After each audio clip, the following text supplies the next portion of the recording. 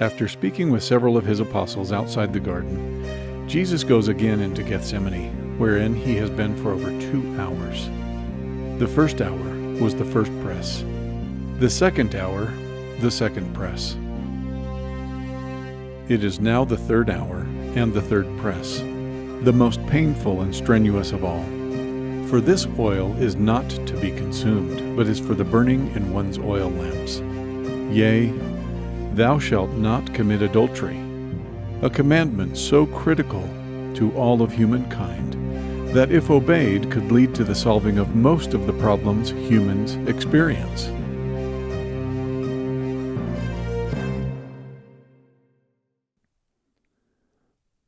Satan says to Jesus, "Ah, look at the Son of Man now. He is covered in blood, sweat, and tears.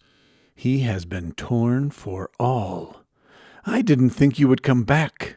And now he faces the most troublesome of sins. What's this? I hear footsteps. Who have we here coming into Gethsemane? Surely someone who is suffering. Satan emits an almost silent, evil laugh. Then Jesus says, "Lucifer, let me share with you a recent event I went through." Satan sighs and groans. "I can't take any more of your stories. I have been listening to them for a millennia of time. Please do not torture me this way." Jesus, struggling with emotion and breathing heavily, continues. "A while ago, early in the morning, I came again into the temple, and all the people came to me and sat down, and I was teaching them. And I had written a word, a name, in the dirt, Herod.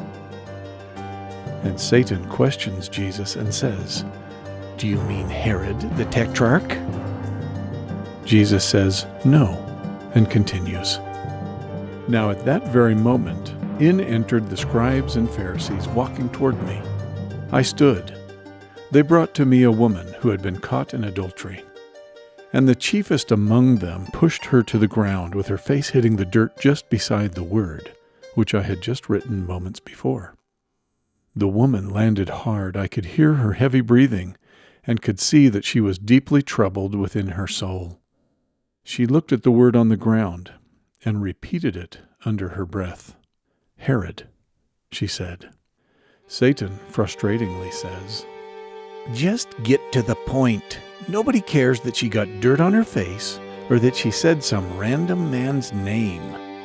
Jesus, looking directly at Satan, says, 'I care. And it was not just some random man's name in the dirt.' The devil mockingly responds, 'I care.'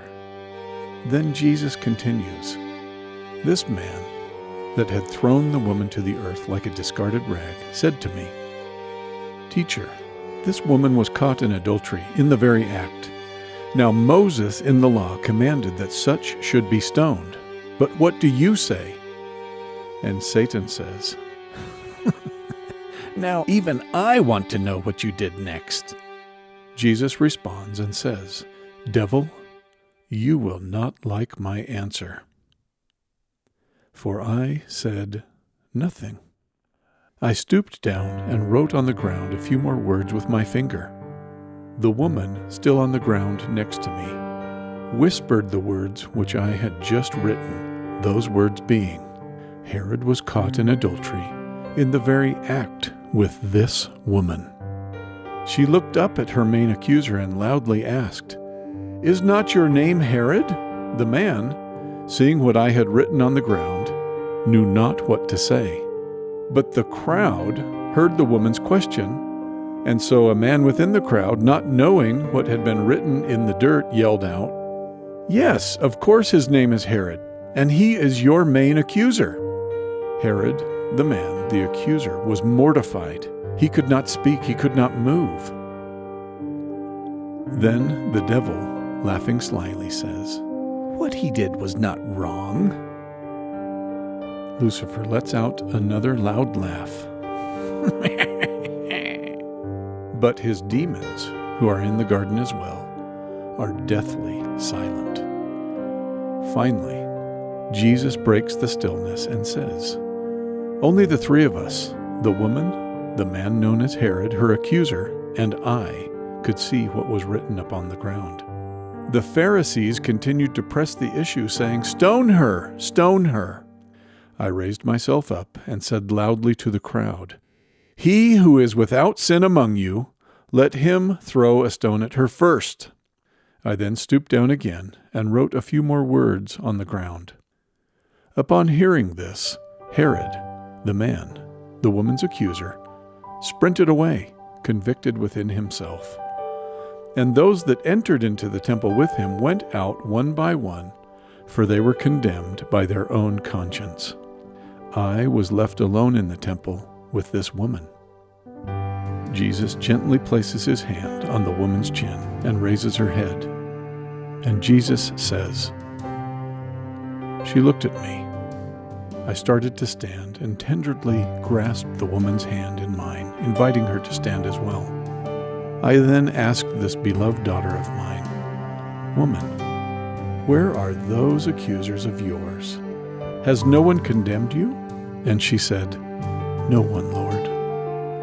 Then I said to her, "Neither do I condemn you. Go and sin no more." Satan quickly responds, You could have stoned her. Why didn't you? She deserved it." And Jesus says, "I am the light of the world. He who follows me shall not walk in darkness, but have the light of life." The real question you should have asked is, what are the consequences of adultery? Satan mutters under his breath, "I can't wait for this answer." Jesus says, as stated before, most of the world's problems could be resolved if people would only adhere to the command, "Thou shalt not commit adultery," or do anything like unto it. Disloyalty and distrust disappear. Disease is mitigated.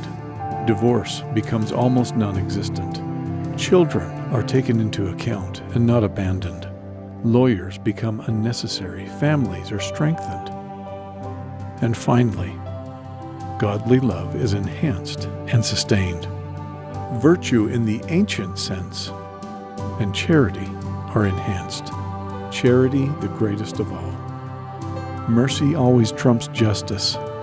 I called the woman to repentance, never excusing her sin, and offered her a path to redemption. That is my purpose.